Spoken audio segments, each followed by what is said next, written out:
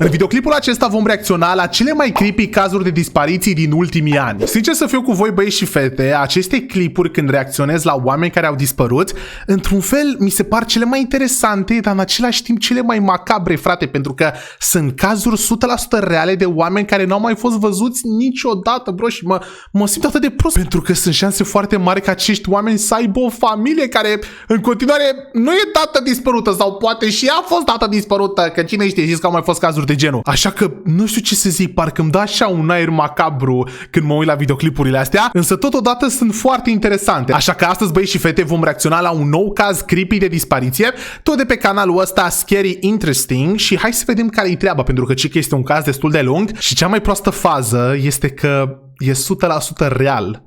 Hai să vedem care-i treaba, că sincer mă simt ciudat. Ok. Bun, el o să se uite la două, noi ne uităm numai la unul, reacționăm numai la jumătate de videoclip. Opa, fiți atenți, băi și fete, că sunt niște dispariții cu filmării găsite, found footage. Asta înseamnă că o să avem și niște poze și niște filmări care au legătură cu dispariția. Ok, deci devine și mai interesant. Hai să vedem, bro. As always, viewer discretion is strongly advised. Hai să vedem care este primul caz. Cine a dispărut? Bun, băi, scary interesting. Hai. Fata asta, holy shit, deja îmi pare rău de ea. Deja am văzut-o, fraților, îmi pare rău de ea, vă spun sincer. În 2006, mamă, în 2006 aveam eu 2 ani. Life was going really well for Jennifer Kess, și că viața era foarte bună pentru ea. 3 years earlier, she graduated with honors from the University of Central Florida, where she a absolvit de la Universitatea Centrală din Florida, ok. Where she'd been studying for a degree in finance. Ok, și acolo era, fraților, pentru că voia să aibă o diplomă în finanțe. And so almost right away, she landed a position as a financial analyst for an investment firm. Și-a găsit și job. Her personality was a perfect fit for the job. Avea și o personalitate tare pentru job. Jennifer always wanted to learn more. Ok, deci viața lui Jennifer mergea perfect. At the same time, her parents also instilled a sense of caution in her. They'd been mugged at gunpoint in New Jersey years earlier, and they wanted their daughter to always be safe. Ok, deci fiți atenți, și că părinții ei voiau ca fiica asta lor, logic, să fie în siguranță, pentru că erau paranoici, pentru că acum câțiva ani s-a întâmplat să fie jefuiți cu arma ei, părinții, așa li s-a întâmplat lor. În America. Foarte șocant, da. By feeding this combination of energy and caution into her work, she got promoted twice in 2 years, quickly earning enough money to buy a condo at the Mosaic Millennia Condominium Complex in Orlando. Și-a cumpărat o casă aici. Bă, sora mea, mamă, face, deci că a muncit, și-a luat promoție la job și a cumpărat o casă aici. Mamă, băi, mergea bine lui Jennifer, bine rău de tot. For the most part, this was a great place to live. It was fancy and gated and was right in the heart of the city and only a mile down the road from a brand new mall.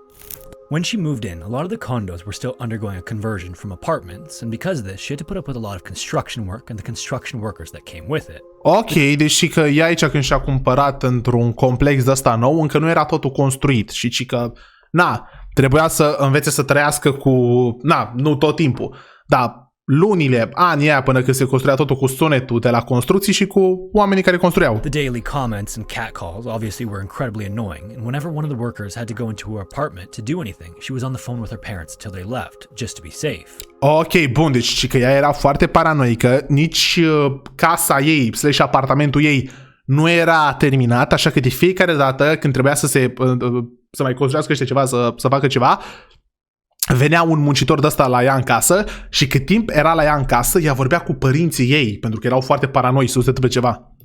But she thought it was worth it to own such a prime piece of real estate so young, and the workers would be gone before too long anyway. Ok, însă, desigur, fraților, că e foarte bine să ai genul ăsta de proprietate la vârsta ei, de bun, la cât? 26 de ani cât o fi avut. If it ever got too much, she could always rely on her boyfriend Rob to talk to the workers and get them to tone things down. Uite, avea și un gagic. Rob, bă, surioara noastră, bă, era pe valii de bună viață. Jennifer și Rob, uite. Trade show that her firm was exhibiting, and from then on, Rob and Jennifer were said to be very much s-au cunoscut undeva și ăștia au rămas, ei doi îndrăgostiți. They chose not to move in together. They both had careers they wanted to focus on, and because their jobs were about 3 hours apart, they had to make do with a long distance relationship. Dar nu locuiau Aveau o relație la distanță, pentru că, cum îi spune, locuiau la 3 ore distanță într-un fel, știi, zic, și aveau joburi acolo, nu știu ce, erau amândoi pe joburi. Instead, they made up for lost time every weekend and called each other and texted each other daily. Se vedeau în fiecare weekend, bla bla bla. They decided to go on a 5-day vacation together the following January. În 2005 s-au dus fraților în ceva, cum îi spune, în ceva vacanță în British Virgin Islands, în St. Croix. Their return flight landed late in the evening, so Jennifer decided to spend the night at Rob's and then drive straight to work the following morning.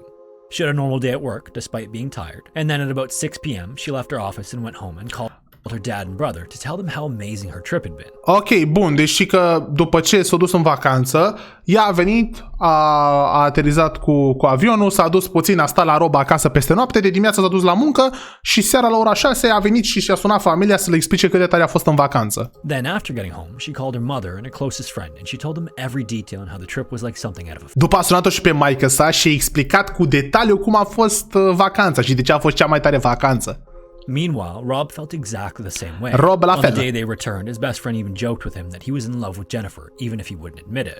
Sadly for Rob, the last time he spoke to Jennifer didn't go so well. Ok, bun, deci că ultima dată când Rob a vorbit cu Jennifer n-a fost prea bine, de ce? At 10 p.m., she called and they got into an argument. Ok, la ora 10, mamă, vezi, vede, ăștia au fost în vacanță, la ora 6, da, și mamă, ce tare a fost vacanța, la ora 10 seara, ci că au avut un apel și s-au certat. Rob said that the long-distance relationship was making things more complicated than they wanted, which was one of the reasons he found it hard to admit to himself how much he cared about her. Ok, deci că lui Rob îi plăcea foarte mult de ea, dar nu vrea să recunoască. Following morning, Rob didn't get the call he usually got from Jennifer before she left work. Bun, și aia a fost ultima dată când Rob a vorbit cu gagica sa, cu Jennifer. Dimineața, în general, primea un apel de la Jennifer la muncă. Dar, cum îi spune, acum nu l-a primit. Bă, asta băieți fete poate pentru că s-a și supărat, dar nu știu. Calling her, but it went straight to voicemail. A încercat să o sune, da? He was worried that she was still upset with him for the disagreement the night before. Și că inițial el era, nu era, se gândea că a dispărut sau că i s-a întâmplat ceva, se gândea că e încă supărată. Thought she'd just cool down at work and then they could talk.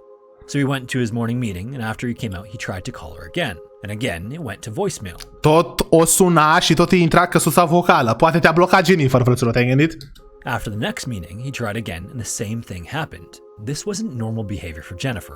Și că asta nu se întâmpla cu Jennifer. Argument hadn't been that bad, so Rob started to get worried. Și că și-a zis că nici măcar cearta n-a fost atât de gravă, adică au avut certuri mai grave. Așa că ăsta a început să, bă, ce se întâmplă? A început să se întrebe, să-și pună întrebări. At the same time, Jennifer's boss called one of Jennifer and her parents' mutual friends. Jennifer hadn't turned up to work and hadn't called, which was extremely unusual.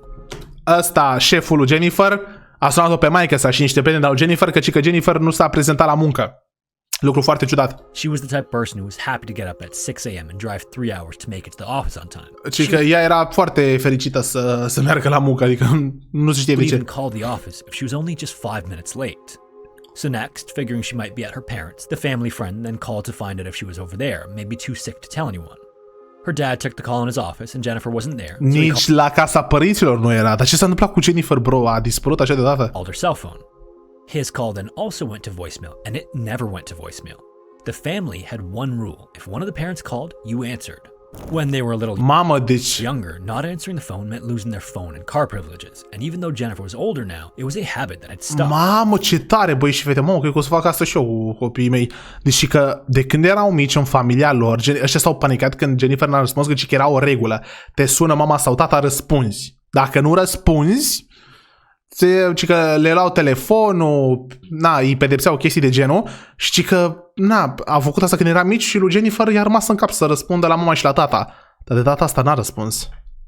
Right away, her parents seemed to sense that something terrible had happened. S-au gândit că s-a întâmplat ceva oribil. The whole family jumped in their car and set off to Orlando. S-au băgat în mașină și s-au dus la Orlando aici, în orașul ăla. Dad called the police and then they called the condo office to see if they could check and see if her car was still there. Someone went down to check, but he couldn't see it, so even more worried, her parents asked him to check out her condo. A few moments later, after the worker had found another person to make sure it was legal to enter, the man from the condo called back. No one was in her apartment and everything looked fine. Ok, s-au dus în apartamentul ei. Nu era nimica ciudat, adică totul arăta complet normal. Și pe lângă asta, mașina ei era încă în parcare. When the family arrived, they looked inside Jennifer's place, and it was just as the guy from the office described it. The t-shirt she wore into bed was on the floor, her makeup was all over her countertop, and the shower and a towel were still wet. Ia uitați-vă, băi și fete, poze reale de la caz. It seemed apparent that she'd at least gotten ready for work and hadn't been gone for long. While they were there, they were met by a police officer and her parents explained what was happening and tried to make them understand that this wasn't Ok, era acolo și un ofițer de poliție și părinții îi explica că, băi, ceva ciudat, fiica mea nu prea face asta. behavior. Unfortunately, the officer either didn't get it or didn't care. Și că nu prea i-a apăsat. Bă, într-adevăr, nu răspunde cineva câteva ore la telefon, ca și poliție, zici, bă, las că o să răspundă. Dar na, oamenii erau îngrijorați că nu s-a mai întâmplat asta. He told them she probably just went somewhere to cool off after arguing with her boyfriend and then left the scene. So with the police doing nothing, Jennifer's parents got as many friends and family together as possible and started looking for her themselves. They put up posters, handed out flyers with her picture, and went everywhere that Jennifer might have gone, which included all her favorite bars and her usual route to work. Uitați-vă, băi și fete, deci asta e poza 100% reală. Missing person, Jennifer, Joycey, Kissy. Bro. That night, when she still hadn't shown up, the police finally declared her missing. 2 days later, a tenant living close by recognized her car from a news report and let the police know that one just like it had been sitting abandoned outside her apartment for days. Later, another person claimed to have spotted Jennifer's car swerving near her condo, with two people struggling to control the steering wheel inside. However, this crucial piece of information didn't come forward until much later. Ok, fățio, deși că mai mulți oameni au zis că au mai văzut mașina lui Jennifer, nu era acolo. Și erau cică și 2 oameni care se chinuiau să o conducă, foarte ciudat, gen. Deși că mașina ei mai era prin oraș, deci că asta n-a fost o informație importantă până mai târziu. When they initially found the car, it was parked a mile from her place in another condo complex called Huntington in the Green. Ok, bun. Prima dată când au găsit mașina, da, deci când au găsit mașina unde era parcată, era într-un complex Huntington on the Green, era în alt complex. This wasn't the nice block Jennifer lived in, but instead a rougher area known for its high crime rate. Ok, nu se știe de ce era acolo. Era cică o zonă cu crime. They would go on to find one of Jennifer's fingerprints and a large boot print on the gas pedal.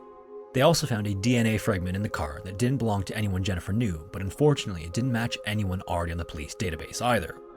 Mamă, fraților, deși că în mașină au luat de pe pedală de pe nu știu ce, au găsit de ADN-ul lui Jennifer și ADN-ul altcuiva, dar nu se știa cui, că în cazul în care nu știți, nu poți să-ți dai seama cui e ADN-ul, știi? Gen, n-ai cum să-ți dai seama de asta. Numai dacă omul ăla are cazier și s-a mai găsit ADN-ul altundeva, știi zic? Maybe the worst, though, was that all her valuables were still in the car, suggesting it hadn't been a regular robbery. Da, lucru foarte ciudat, ci că toate lucrurile de valoare erau încă în mașina ei. Deci nu a fost niciun jav de ăsta. Și atunci ce, domnule iartă-mă, s-a întâmplat? It also looked as someone had wiped the car down to remove any evidence they might have left. Însă ci că mașina era curată, ca și cum cineva a șters-o. Weirdly, police also said there didn't seem to be any sign of a struggle. After her car was thoroughly searched and no leads were found, police realized that there were plenty of surveillance cameras. A văzut camere de supraveghere, hai să vedem. Pointed in the direction near where the car was parked. Ia să vedem. The police then checked the cameras and found a single piece of footage of some time after she disappeared. In the video, a man dressed in workman's clothes parked Jennifer's car, sat motionless for 30 seconds, and then exited the vehicle and walked away. Unfortunately, there was no video of Jennifer in and around the car, just that single clip of the car, and then the car was abandoned afterward.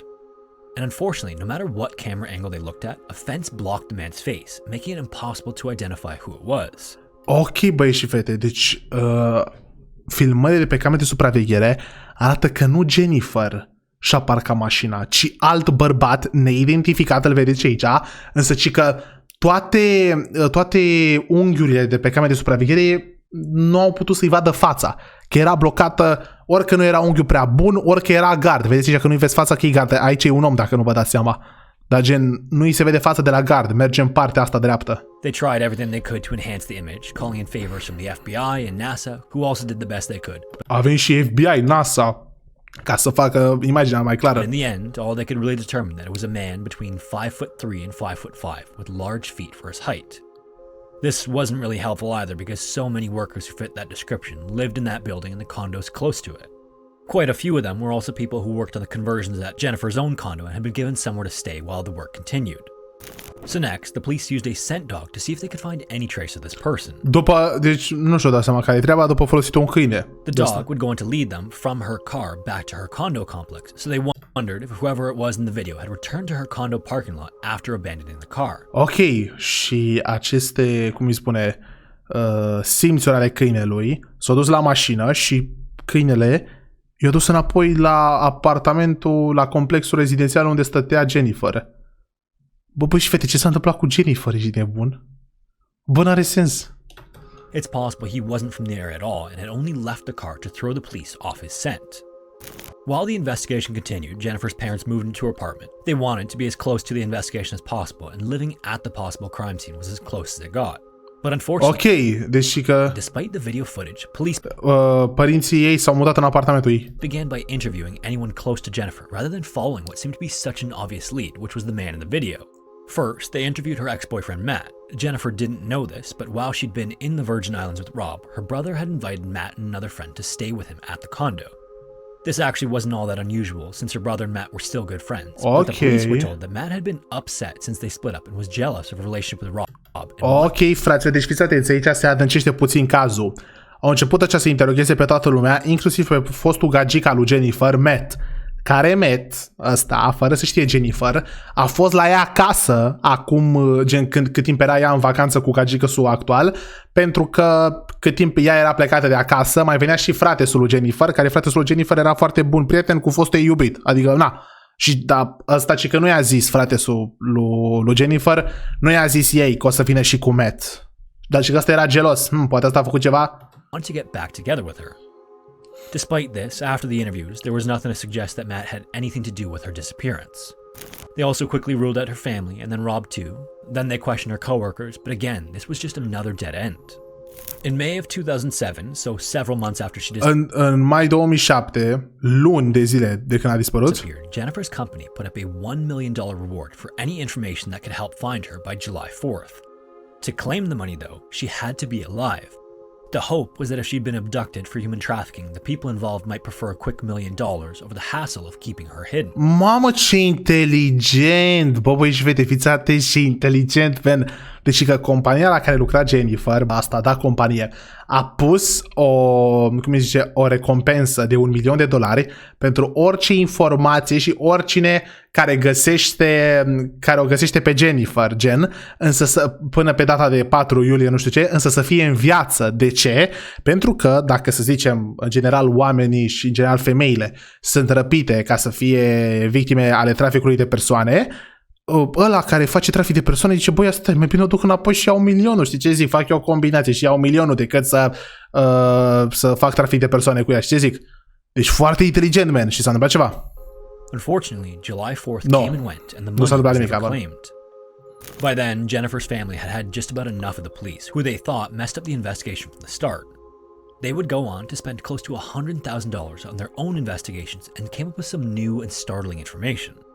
Not only were they the ones to find the witness who claimed to have seen the car swerving, but they also found evidence that seemed to suggest someone was thrown into the trunk of the car. Oh my god, băi, și fete, deci fiți atenți și că ăștia, familia ei, era foarte, foarte supărată că poliția n-a făcut nimica. Așa că, pentru că erau niște oameni cu bani, au dat aproape $100.000 pe un detectiv de ăsta privat, știți că ăștia sunt foarte scumpi, și ei sunt cei care, știți că v-am zis la început, că a fost văzută mașina ei pe acolo. Ei sunt cei care au aflat chestia asta și totodată în spatele mașinii ei erau urme că cineva a fost băgat în portbagaj.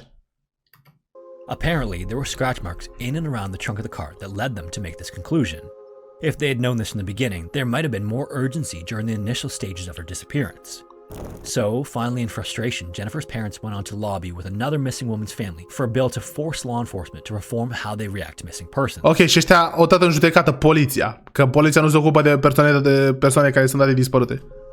This was passed unanimously in 2008, but unfortunately, in the meantime, the case was passed from Orlando Police to the FBI in 2010, și că, then to Florida's Cold Case Unit in 2022. În 2010 a fost trimis către FBI cazul și în 2022 în Florida.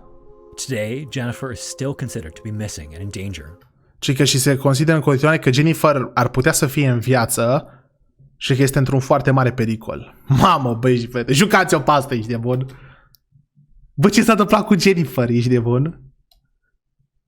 Ce ar fi putut, băi și fete, să se întâmple cu Jennifer, man? Bă, dacă stăm să ne gândim, fraților, eu cred... Eu cred că a răpit-o cineva cu mașina ei. Ce zic? Adică, având în vedere că în portbagaj erau urme, că cineva a fost băgat în portbagaj, erau zgrieturi și nu știu ce, eu cred că a fost răpită cu mașina ei.